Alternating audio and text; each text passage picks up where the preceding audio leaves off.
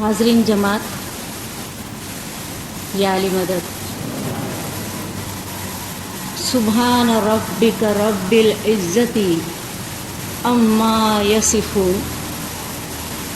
قرآن شریف میں خداوند تعالیٰ فرماتا ہے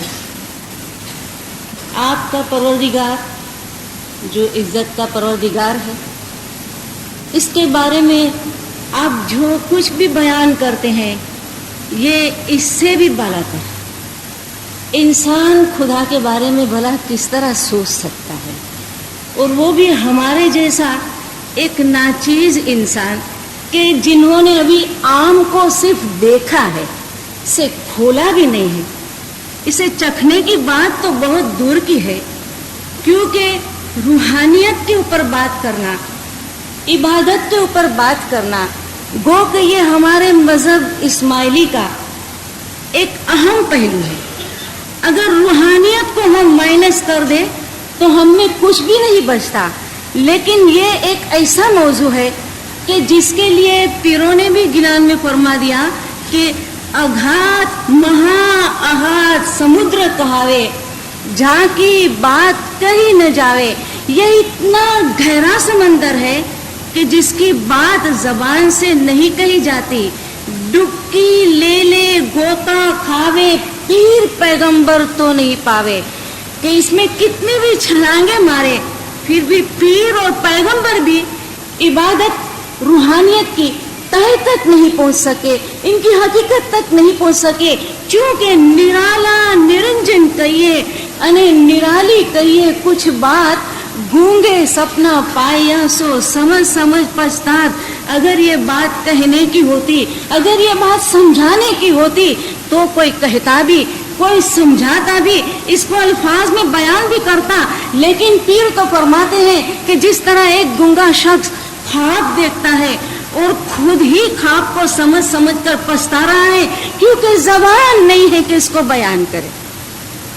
اس چیز کو بیان کرنے کے لیے دینداروں وہ زبان چاہیے جو ہم جیسے انسان کے پاس کہاں ہے، لیکن چونکہ ایک موضوع ایسا ہے کہ جس کی آج کل ہماری جماعتوں میں شدت سے ضرورت ہے کہ ہم اس کے اوپر کچھ گفتگو کریں، کچھ باتیں کریں، چونکہ انسان کو خداوند تعالیٰ فرماتا ہے کہ خلق الانسان ضعیفا، ہم نے انسان کو بہت ہی کمزور بنایا ہے۔ یہ محدود حصوں سے انسان بھلا یہاں کے باہر کی چیزیں کو نہیں دیکھ سکتا ہے، خدا کی قدرت کو کیسے دیکھ سکتا ہے،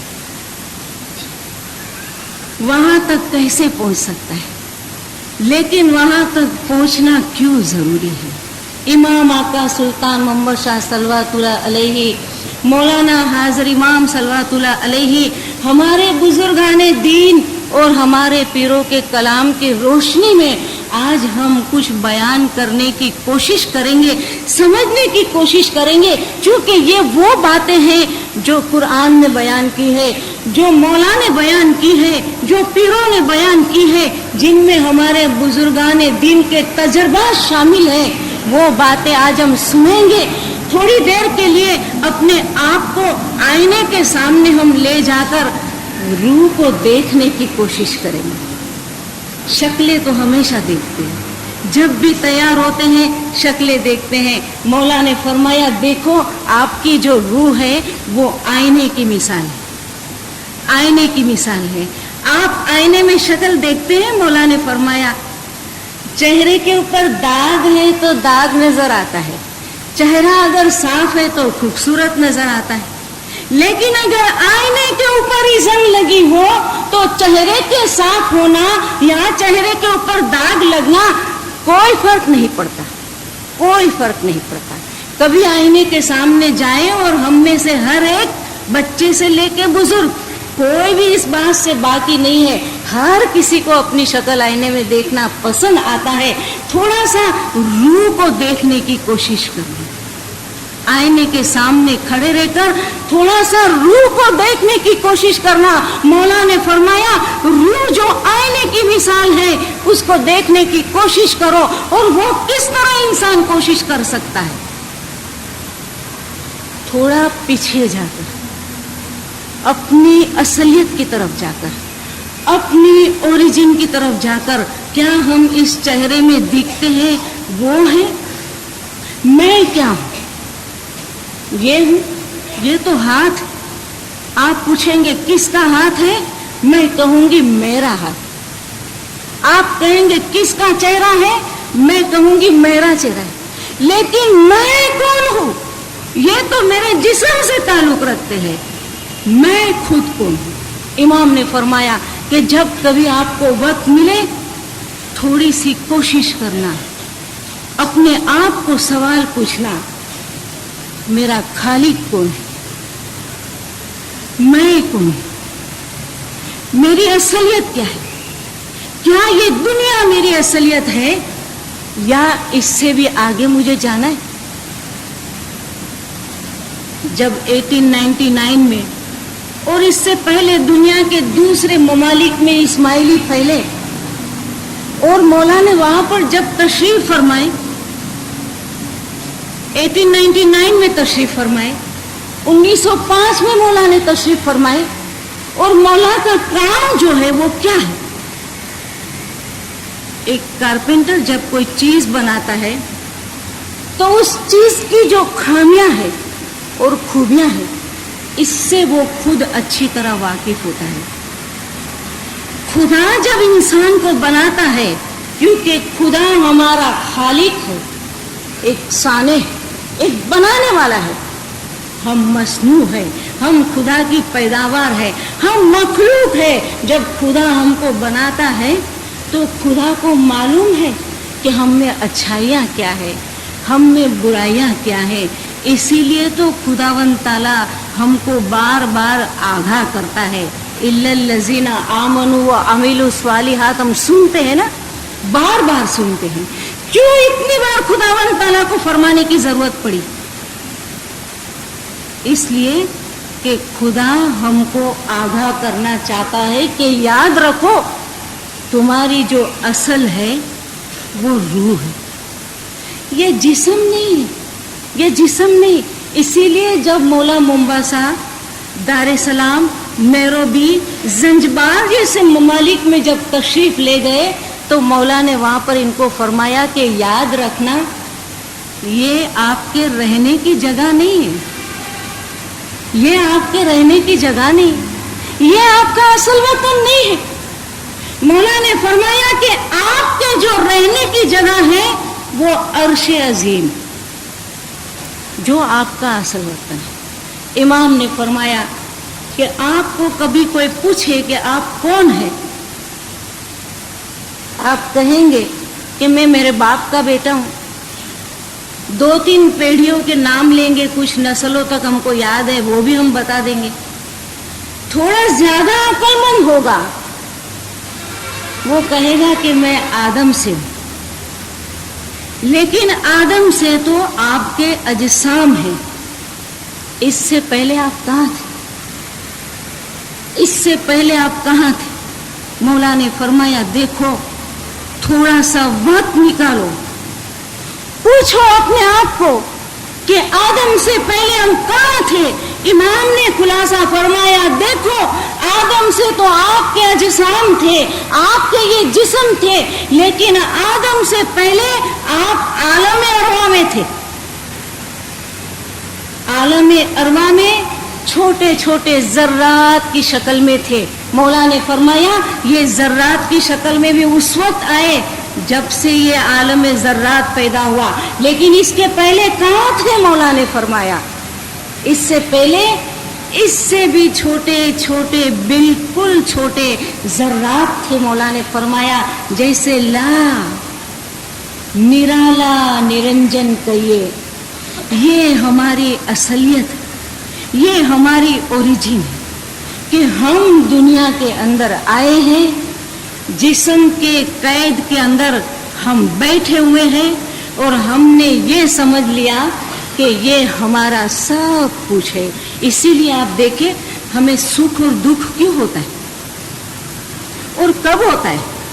کبھی کوئی ہمارا اپنا کسی تکلیف میں ہوتا ہے نا، تب تھوڑا سا دکھ ہوتا ہے۔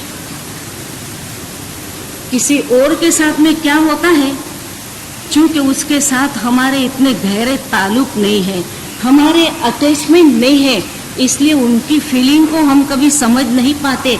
लेकिन हमारे साथ जब कोई भी वाकया होता है तो हमको थोड़ा सा दुख होता है। और ये दुख क्यों होता है?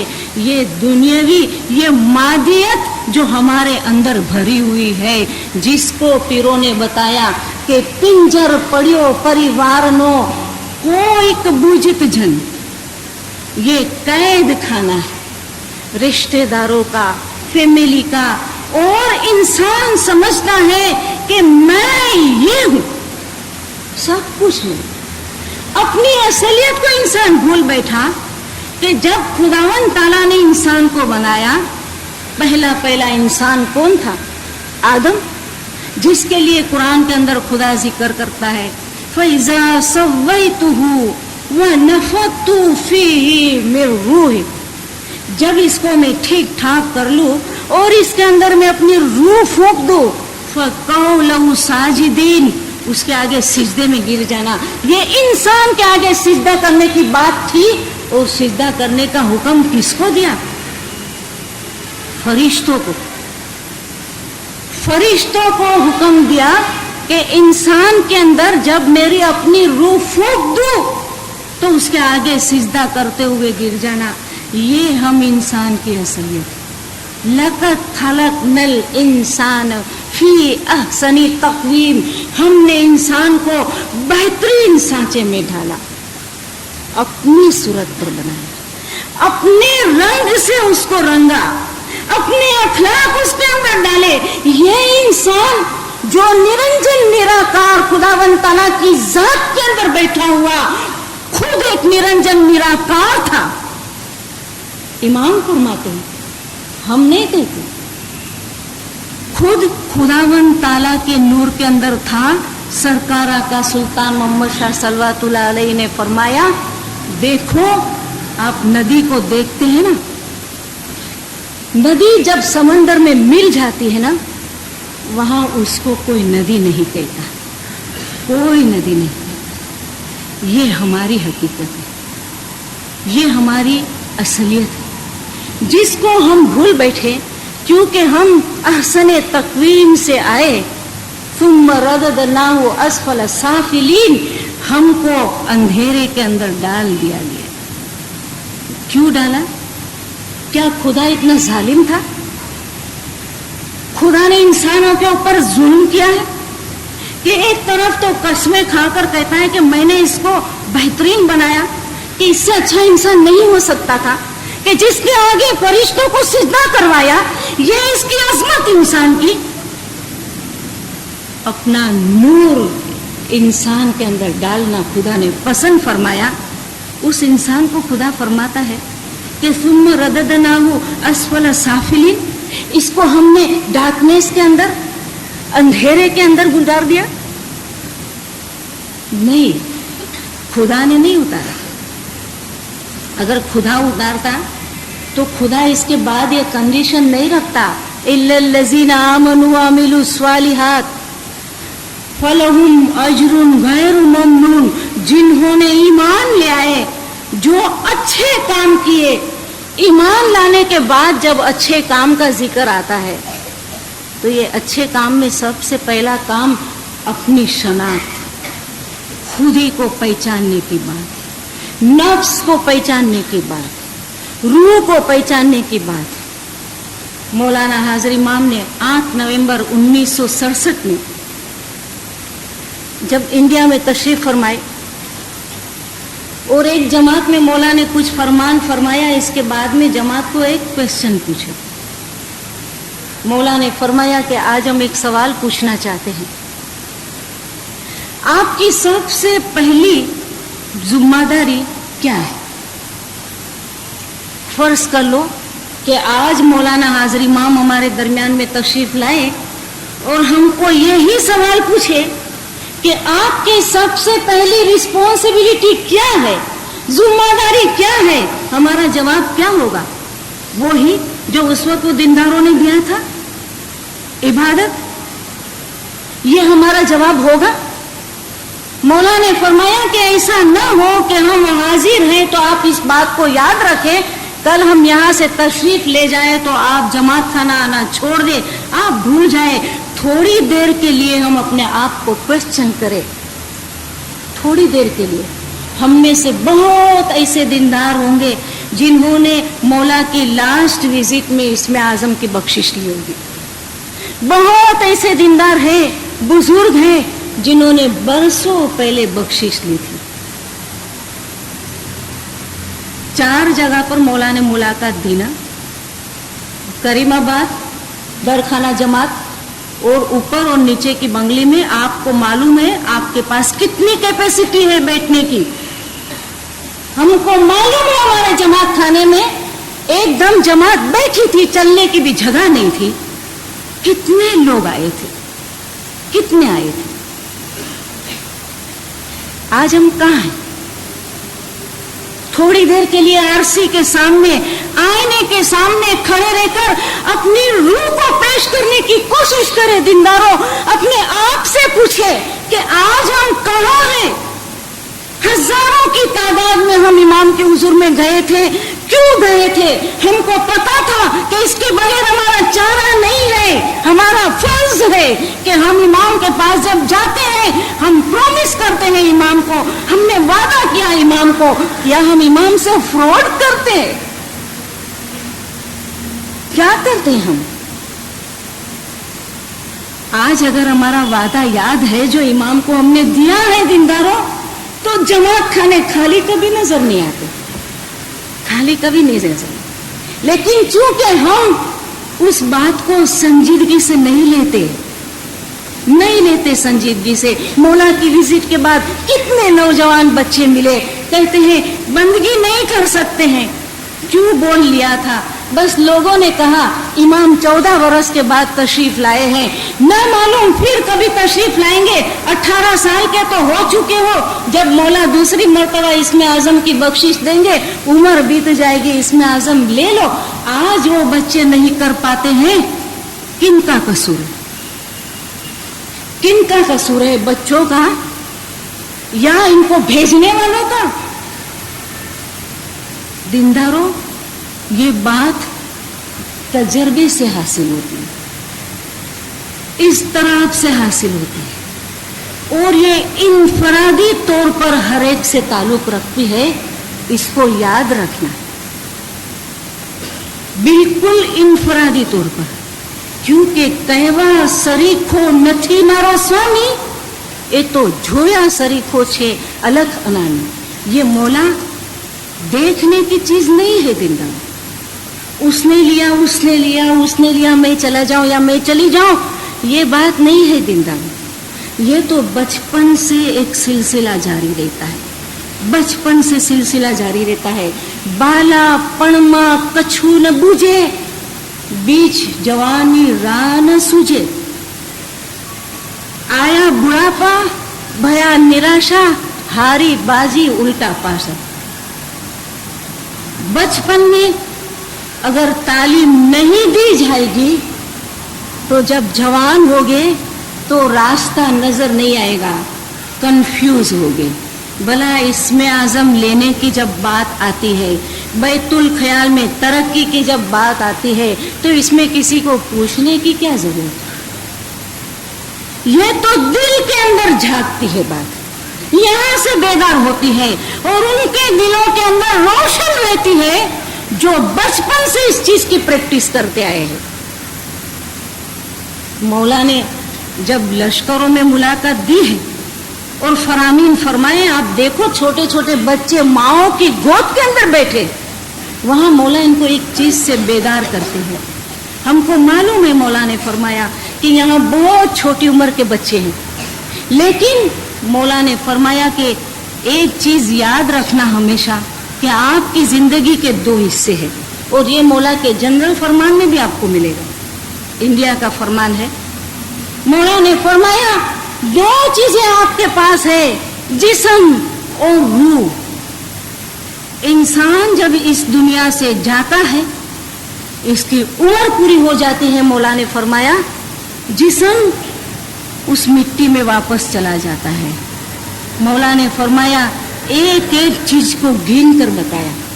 आपके लिबास साथ में नहीं ले जा सकते, आपका माल दौलत पैसे साथ में नहीं ले जा सकते, आपका कारोबार साथ में नहीं ले जा सकते, आपकी फैमिली साथ में नहीं ले जा सकते।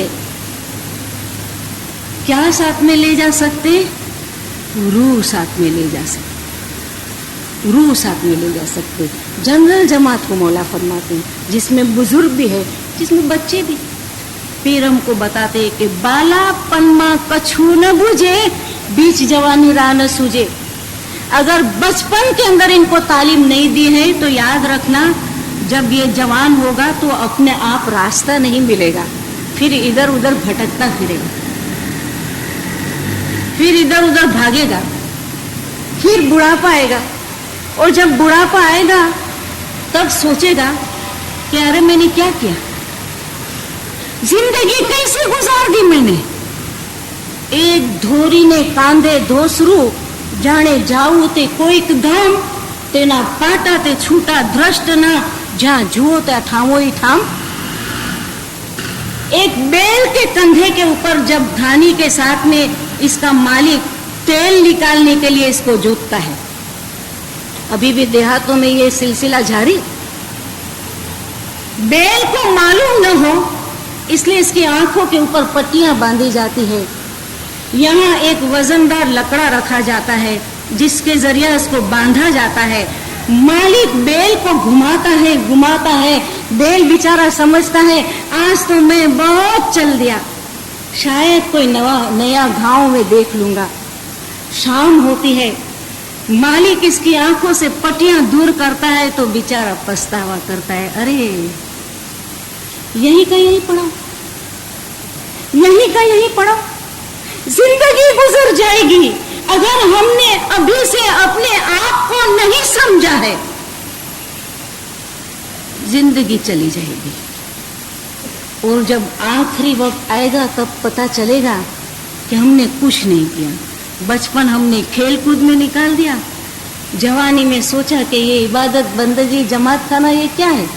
जब बूढ़े होंगे तब तस्बीह लेके जमात खाने में ही बैठना है नहीं, क्योंकि उस वक्त तो फैमिली भी हमको पसंद नहीं करेगी, लोग भी हमको पसंद नहीं करेंगे। माजरत चाहती हूँ मैं, लेकिन जिंदारों ये वक्त हर एक के साथ में आता है।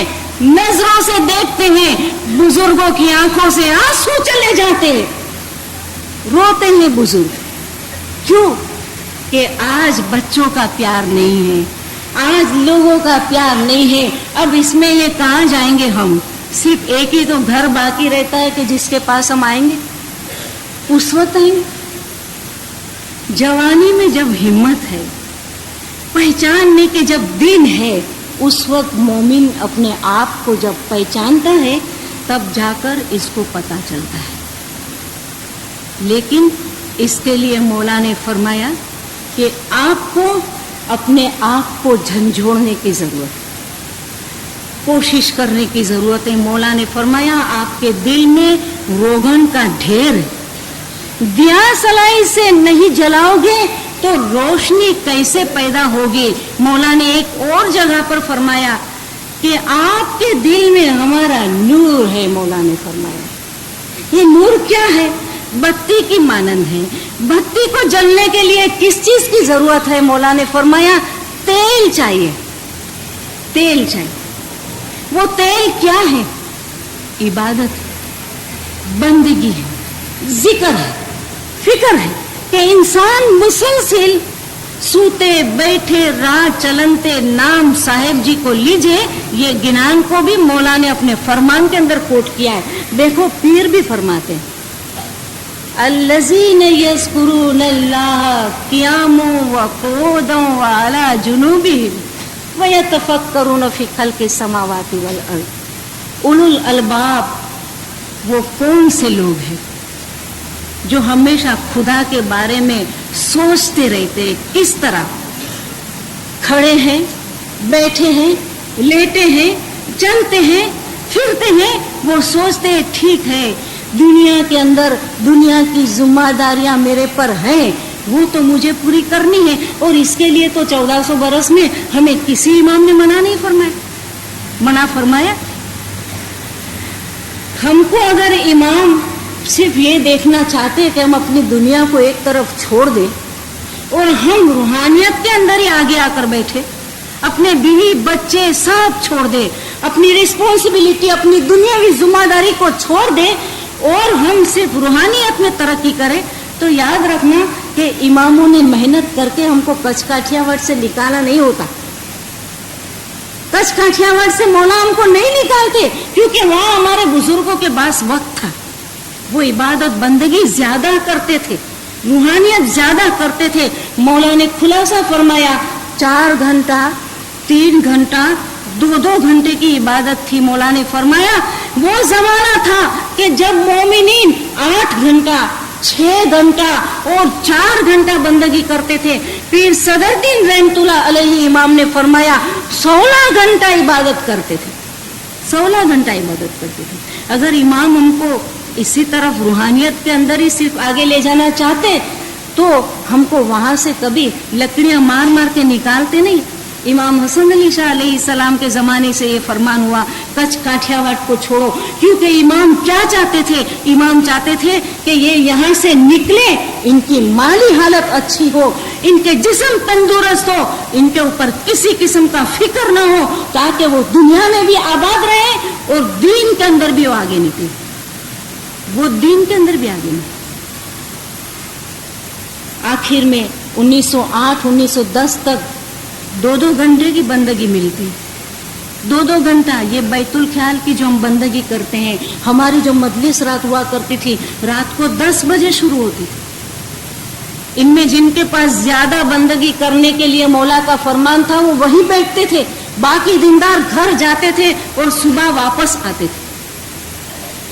لیکن مولا نے 1914 اور 1920 میں جا کر فرمایا تم کھوجے بہت کمزور ہو. مولا نے فرمایا بہت ضعیف، کیونکہ خدا بھی یہی فرماتا ہے نا خلق الانسان ضعیفا. ہم بھی یہ کہہ دیتے کیا کرے، آخر ہم تو کمزور ناقص، لیکن خدا نے ہم نے قوت رکھی ہے. اور پھر مولا کی مہربانی تو دیکھے، مولا نے ہم کو بیلنس دیا. اور بیلنس دیا بھی کس طرح؟ بیلنس کس کو کہتے ہیں؟ ترازو کے دونوں پلوں کو برابر کرنا نا، ایکول کرنا، اس کو بیلنس کہتے. ہمارے پاس روز کے گھنٹے کتنے ہیں؟ 24. چاہیے تو یہ تھا کہ 12 گھنٹہ دین کو دیتے اور 12 گھنٹہ ہم دنیا کو دیتے. یہ بیلنس کہتے. لیکن امام نے ہم کو بیلنس کیا دیا؟ 1 گھنٹہ ہماری عبادت، باقی 1 گھنٹے میں ہماری دعا وغیرہ سب آ جاتا ہے. مولا نے فرمایا 6 گھنٹہ سو. 6 گھنٹہ تو سونا چاہیے. لیکن بعد میں جو دوسرے ہمارے آورس ہے اس کو بھی مولا نے فرمایا ٹھیک ہے آپ کی دنیاوی ترقی کے لیے، آپ کی پڑھائی کے لیے، دنیاوی کاروبار کے لیے استعمال کریں. یاد رکھیں کم از کم 2 گھنٹہ آپ مذہب کے لیے دیتا. آپ دیکھیں مولا نے 22 گھنٹہ ایک طرف رکھا، 2 گھنٹہ ایک طرف. اب ہم تھوڑا سا جب ہم کو پتا ہے کہ ہم کو عبادت بندگی تو کرنی ہے، چونکہ مولا نے فرمایا کہ مرغی کی طرح کیسے بن سکتے ہیں. مرغی کو مولا نے فرمایا دانا چگنے کے لیے کیا کرتی؟ اپنے سر کو بار بار زمین کے اوپر پٹکتی. کتنی مرتبہ پٹکتی؟ کب تک زمین کے اوپر سر پٹکتے رہو گے؟ مولا نے فرمایا دیکھو باز پرندے کی طرح بنو. دنیا میں جب تک ہو فرشتے کے درجے تک پہنچو. دنیا میں جب تک آپ حیات ہیں فرشتے کے درجے تک پہنچے، اور اس کے بعد میں ایسے کام کر کے جاؤ کہ دنیا چھوڑو تو خدا کے نور میں ایک ہو جاؤ. مولا نے فرمایا آپ دیکھتے سندھ کی ساری ندیاں مولا نے فرمایا جو نکلتی ہے آخر وہ سمندر میں ملتی. آپ مومن مولا نے فرمایا جو ندیوں کی طرح ہے. आपका एक सिरा हमारे पास है, मौला ने फरमाया, आप हमसे आकर मिलते हैं। लेकिन याद रखें, हयाती में ऐसा नहीं हो सकता है। हयाती में इंसान कोशिश कर सकता है, मेहनत कर सकता है, स्ट्रगल कर सकता है, जिक्र करता है, इसके साथ में नेक अमल करता है। चूंकि अमाल के ऊपर ज़्यादा आप दूसरे लेक्चर के अंदर सुनेंगे, इसलिए मैं बहुत ज़्यादा डिटेल्स के अंदर यहाँ पर नहीं जाती। लेकिन इबादत को कुव्वत देने के लिए, रूह की हकीकत को समझने के लिए इंसान को कुछ अपनी तरजीहात को फिक्स करने की ज़रूरत है।